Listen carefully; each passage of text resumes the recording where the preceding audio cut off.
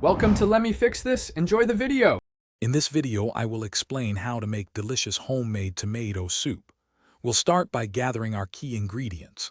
You'll need about 2 pounds of ripe, red tomatoes, 1 large onion, and 2 cloves of garlic to build a flavorful base. Don't forget fresh basil for that aromatic touch, along with 2 tablespoons of olive oil and 4 cups of vegetable broth.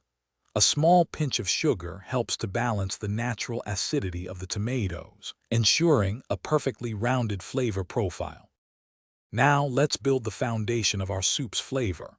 Begin by finely dicing 1 large onion and 2 cloves of garlic. Heat 2 tablespoons of olive oil in a large pot over medium heat.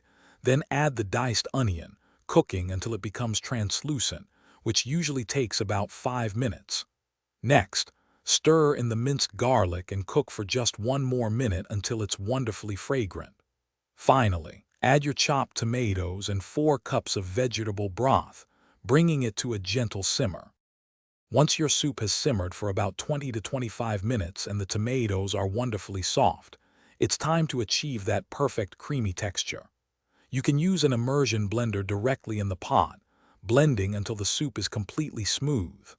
If you don't have one, carefully transfer the soup in small batches to a regular blender. After blending, return it to the pot and season generously with salt, freshly ground black pepper, and a handful of fresh basil for a vibrant finish. Your delicious homemade tomato soup is now ready to enjoy. Serve it piping hot in warm bowls. For an extra touch of elegance, you can garnish each serving with a delicate swirl of cream or a sprinkle of additional fresh basil or chives. This soup pairs absolutely perfectly with a crispy, gooey grilled cheese sandwich, creating a truly classic comfort meal.